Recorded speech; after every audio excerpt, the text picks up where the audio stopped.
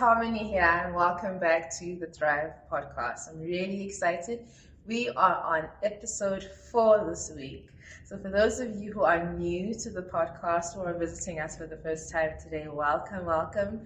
Thrive is basically a podcast about helping us discover our best self and helping us just step into the places that we were destined to be to make us live out our lives as effectively as we can possibly do so. So welcome to the Thrive podcast, and I hope you will enjoy it. This is episode 4, and we're talking about the triumph in surrender.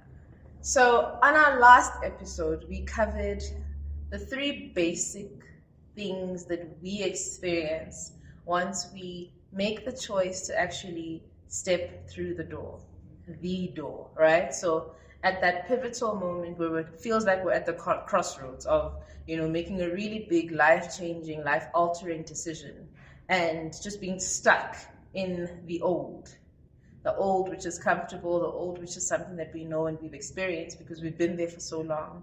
It's still feeling like we have this pull towards something more. And that's what we spoke about last week. We really covered a lot about challenging our faith, right? Overcoming those fears and understanding and believing and trusting in who God says He is on the other side of that door. So the leap of faith, essentially, and what that means for us in a practical sense on our journey to thriving. On today's episode, we are talking about step 2, right? So we've crossed over, we're on the other side of that door, and now what? And of course, surrender is the next step. So why is surrender, the concept of surrender, so important to our journey to thriving? And I think talking about surrender, we can't talk about it without acknowledging that it can have negative connotations, right? We see it as this act of losing in a way, we are demeaning ourselves to a higher authority, we are relinquishing control, we are letting go of power. So it has a lot of negative connotations, the act of surrender.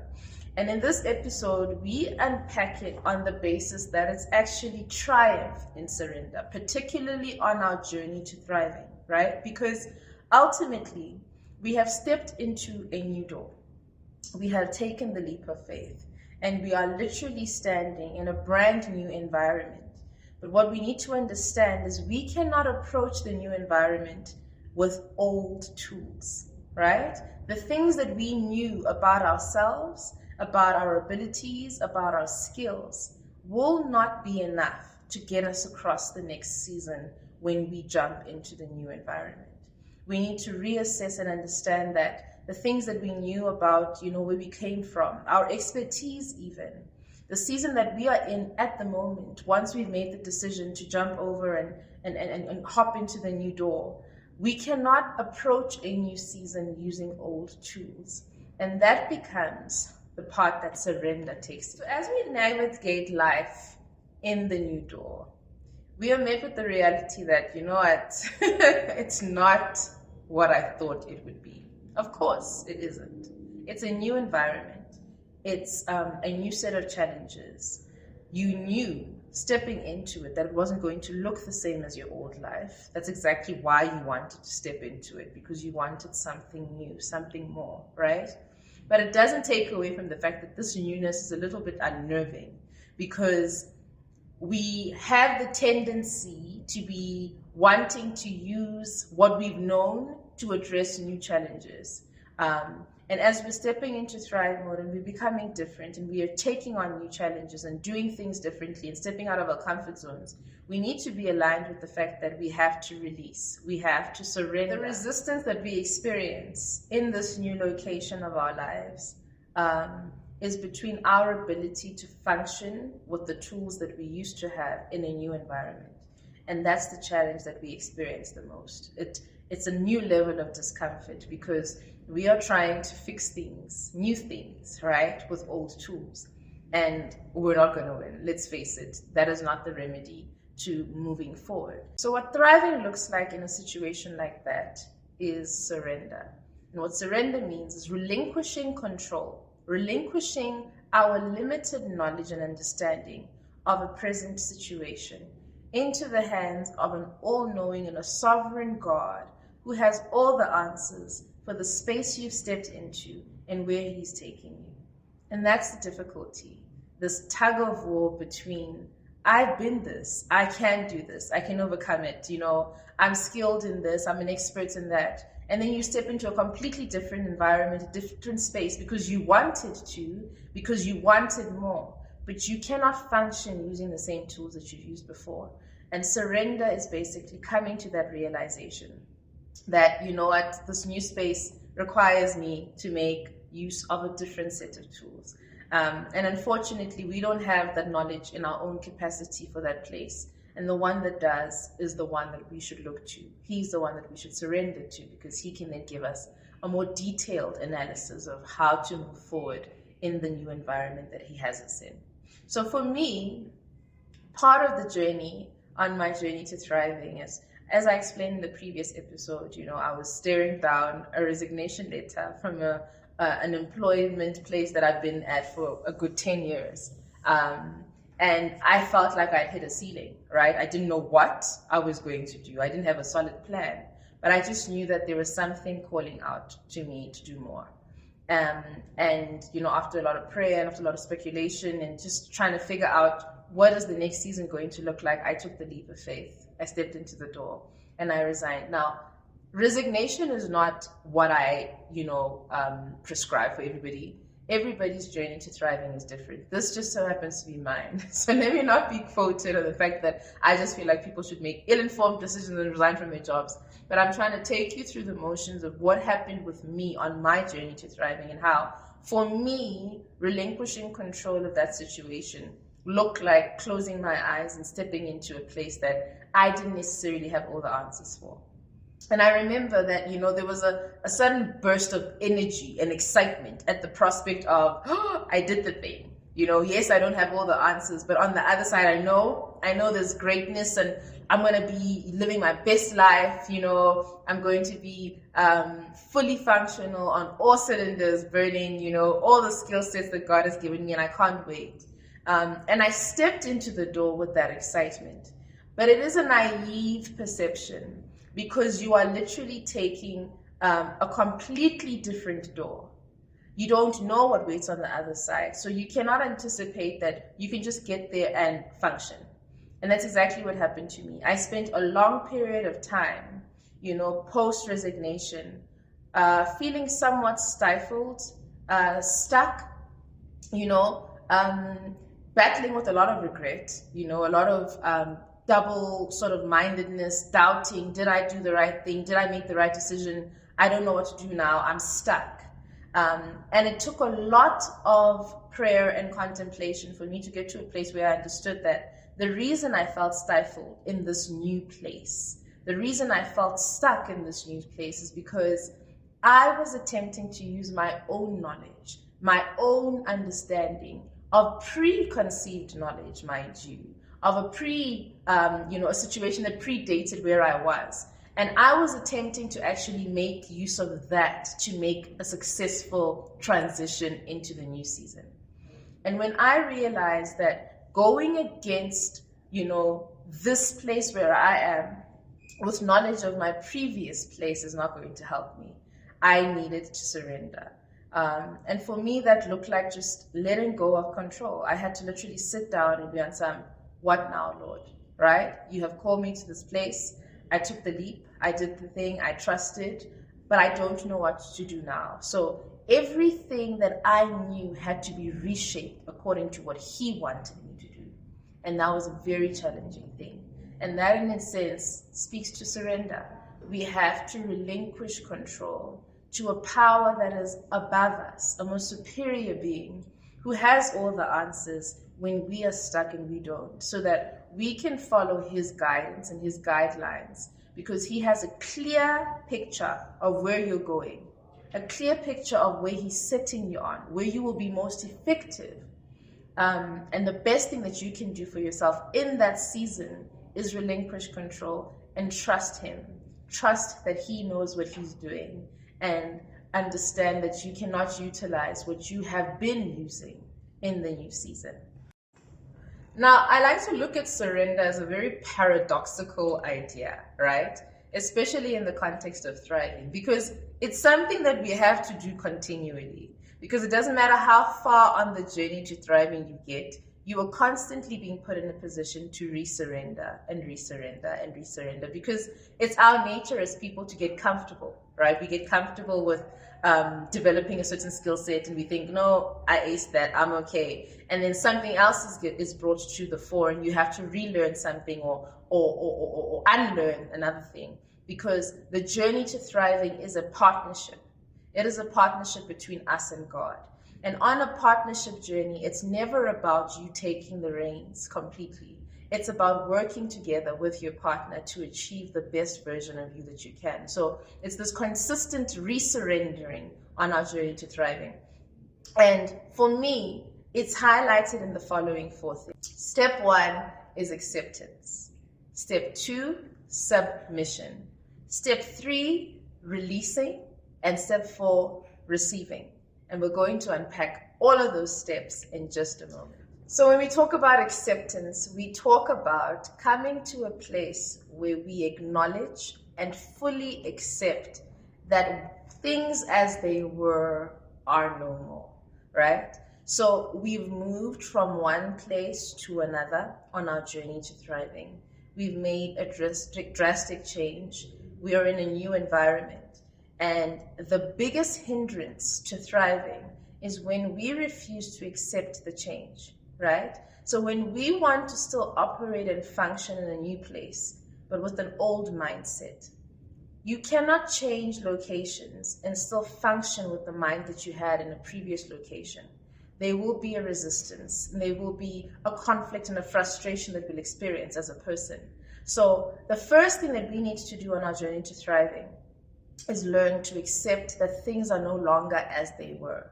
And this can be a very debilitating thing to do, especially when the excitement of making this big move, right, has worn away, and you're looking straight dead at the changes around you, the unfamiliar territory, the different terrain that you have to navigate, and you don't know what to do because this is all new to you.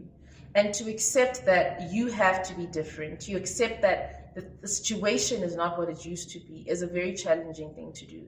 But the sooner we are able to accept that we are different, we're in a different environment, the quicker or the easier it will be for us to make the transition and to actually surrender so that God can intervene and help us on our journey. Acceptance isn't a once-off thing. As we resurrender on our journey to thriving, we are constantly being pushed into spaces where we have to accept changes, right? Because nothing is ever constant. But the problem is, the longer we hold on to what was and refuse to accept that things are different and that we need to navigate those things differently, the harder it becomes for us to fully be moved forward into thrive mode. A scripture that stands out for me a lot in relation to accepting new seasons and accepting that things are changing and things are different is Isaiah 43:19, and it says, "For I am about to do something new. Do you not perceive it?" And that word perceive speaks to acceptance, right? When we see that God is doing something new in our lives, no matter how uncomfortable it is, no matter how different it looks from, our spaces of comfort, no matter how debilitating it is because we're scared and we're worried and we're anxious about what we're stepping into, the first thing that we need to do is perceive the new thing that He is doing. See it from His perspective and accept that the thing is new. Accept that things are changing. Accept that it's not the same anymore, so that He can step in and give us a clearer picture of what is, while we release and let go of what was. So step 2 in our surrender journey, when we are thriving or on the way to thriving, is submission. The act of submission basically means that somebody of a lesser power submits to somebody of a higher authority. That's the general principle. It hinges on that fact that lesser submits to higher, right? And in the case of submission, we need to understand that there's a difference between submission and retreat.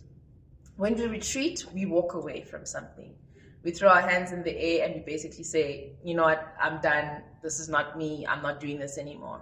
But when we submit, we bring acceptance into the picture, and we take cognizance of the fact that this has changed, the situation is different, I'm different, but I am submitting to the authority of God in this context. I am submitting to him because he has a greater insight and a greater understanding of the situation than I do. And part of my evolution, or part of my transition into the next season that he wants to take me, involves me bending the knee and accepting that things are different, but also submitting to his will over my life.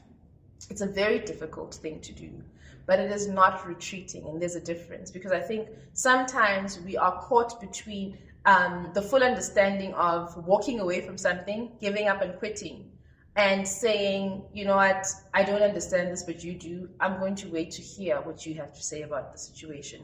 And that's the real difference between submission and retreat. Another very interesting fact about submission is the fact that it's a voluntary act. You do not force somebody into submission. They volunteer to submit, right? It's something that somebody does. It's a doing word. The key here is that God cannot coax us into submission. We have to come to that realization ourselves. He can, guide us and help us, but if we continue to keep our heads stiff in uncomfortable seasons, and stubborn to think that we can do things in our own strength, then there's not much that he can do for us. But the act of submission puts into context the fact that we cannot be forced into it. God cannot force us into submission. We submit of our own volition. And when that happens, it happens because we understand that he has knowledge that we don't about the new environment that we are coming into. And if we submit to his understanding, or submit to what he thinks of the situation, or his knowledge of the situation, of the new thing that he is doing, or the new thing that he is allowing, we are positioning ourselves for victory one way or another, because ultimately we win, right? But the resistance that exists when we don't accept, and then worse, don't want to submit to what he says, is what's going to keep us trapped in spaces of discomfort and frustration as we are navigating our journey to thrive. We have to trust in God's complete authority and wisdom over our lives. When we stepped through this door, we agreed that we are doing so in the faith that he knows what's best for us. So submission is the sign, the signal of our agreement. It's the signal that says, I don't understand what's happening. I know that what I've been using is not working. I have to accept that the situation has changed, and I must submit to your will for it. For me, a scripture that really rings true for this part of the thriving journey related to submission is Proverbs 3, verse 5 to 6. And it says, trust in the Lord with all your heart. Lean not to your own understanding. And what a beautiful symbol of submission. When we do not lean on our own understanding of something, when we submit to what he knows, right? Wholeheartedly submitting to the fact that he knows what's best for us in this season, and he knows where he's taking us, and ours to choose accept and submit.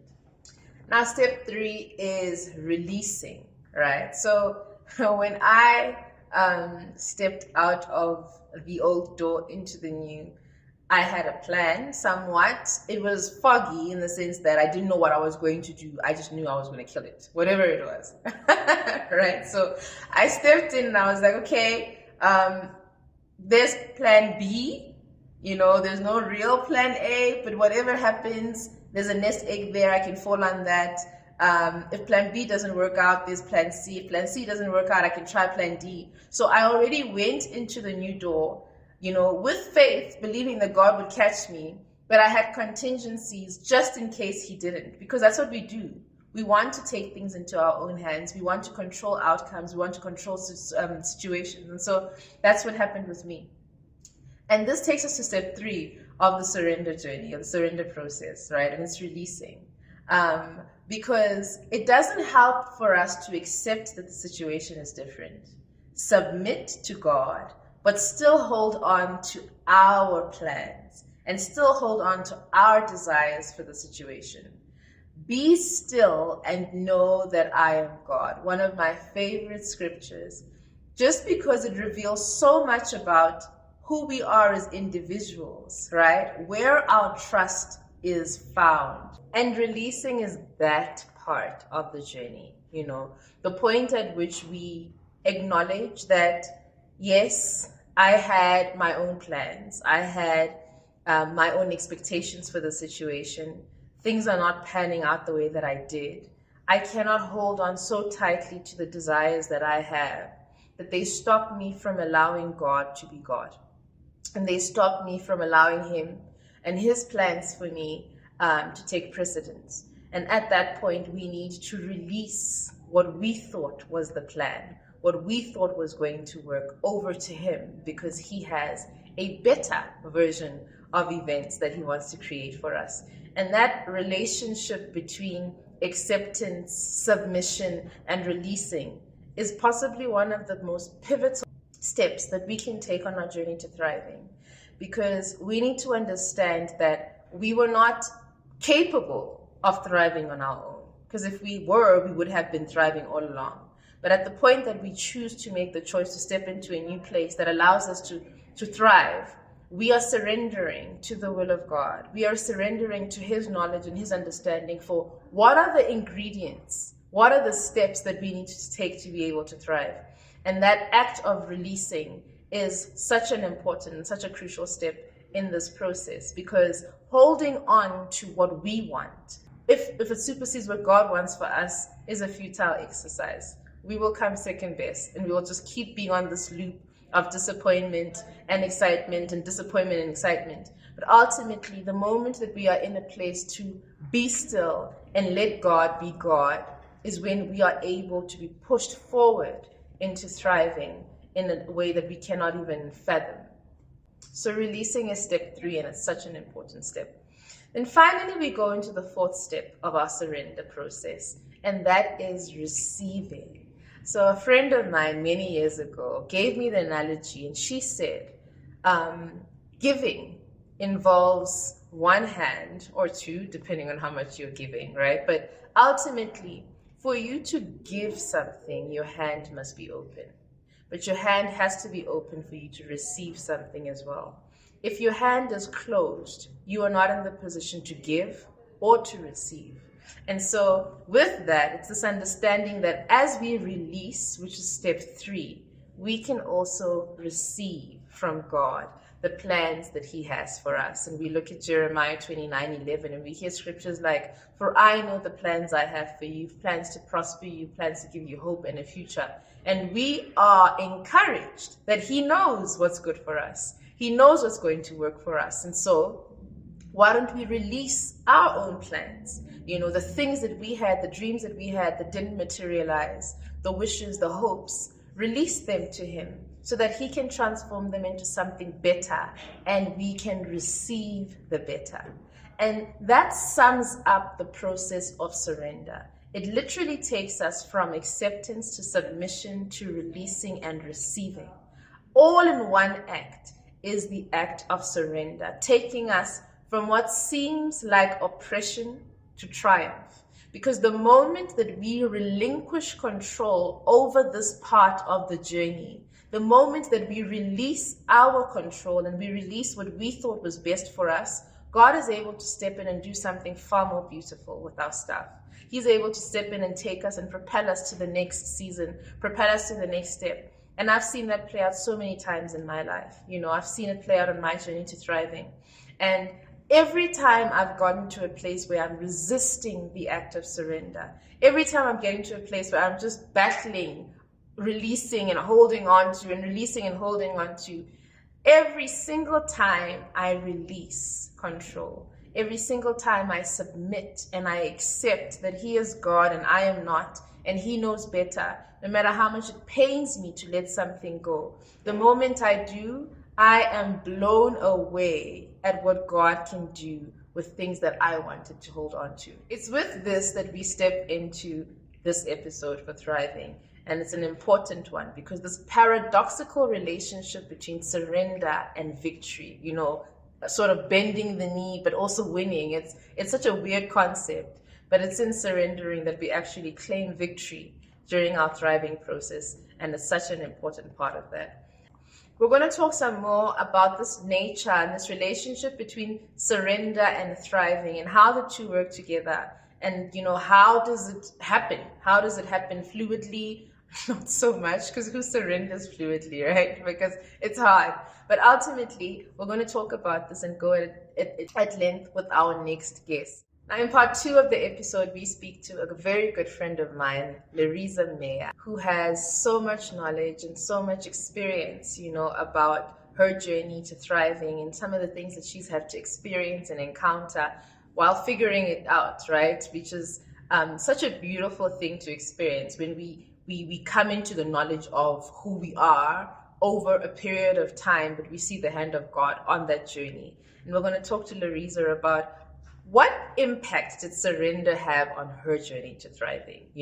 What did she have to release? What did she have to relinquish? And how did she come into a newer understanding, a deeper understanding of herself and of God in that process? What are the things that she took away? What did she learn from it? And hopefully her story can shed some light on those of you who are in that season at the moment, that season of not trying to, or rather that season of trying to figure out what the next step is without releasing. You're still holding on to dreams and hopes that are not materializing because you're in this new place and you don't know what to do. The resistance between what you knew, the old door and the new door. And hopefully Larissa's story can just shed some more light on how to make that move and how to navigate effectively using surrender as a tool to victory. Stay tuned for part 2 and catch us next week on the Thrive podcast. It's time to thrive.